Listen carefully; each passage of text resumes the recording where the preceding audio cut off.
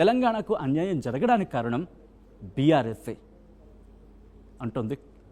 In fact Congress కూడా కాదు, మరీ ముఖ్యంగా రేవంత్ రెడ్డి కొద్దిసేపటి క్రితం ఆయన మాట్లాడుతూ పూర్తి చేయాల్సిన ప్రాజెక్టులు పూర్తి చేయలేదు, అందువల్ల ఈరోజు చంద్రబాబుతో ఇటువంటి సినారియో వచ్చింది అనేది రేవంత్ రెడ్డి ఆరోపిస్తున్న మాట.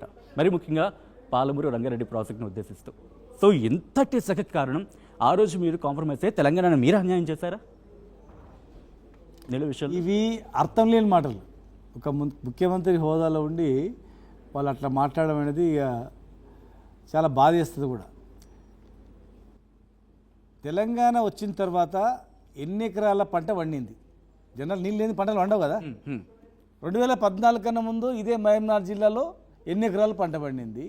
10 సంవత్సరాల్లో ఎన్ని ఎకరాల పంట పండి లెక్క చూసుకోవాలి కదా.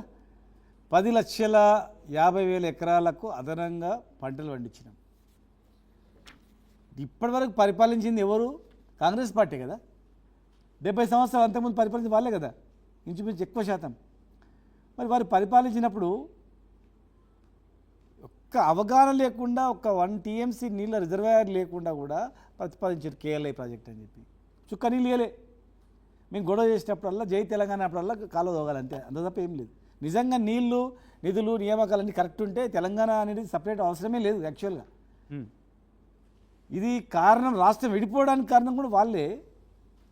వాళ్ళ ఉన్న హాయంలో చేనులన్నీ ఎండిపోవాలి.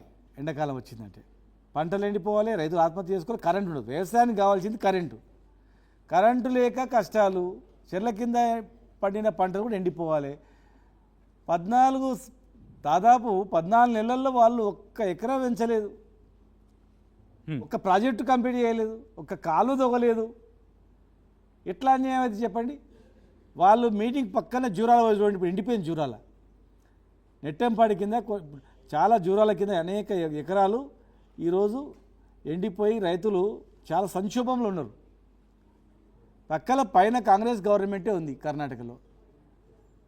నారాయణపూర్ కానీ అవతల ఇంకా 2-3 రిజర్వాయర్లు ఉన్నాయి. ఒక 5 TMC నీళ్ళు వదిలిపించచ్చు. కాంగ్రెస్ గవర్నమెంట్ని ఆ పని చేస్తలేరు. జూరాల ఎండిపోయింది, ఇప్పుడు ఎప్పుడు కాలే. జూరాల ఎండిపోయిన పరిస్థితి ఎప్పుడు లేదు.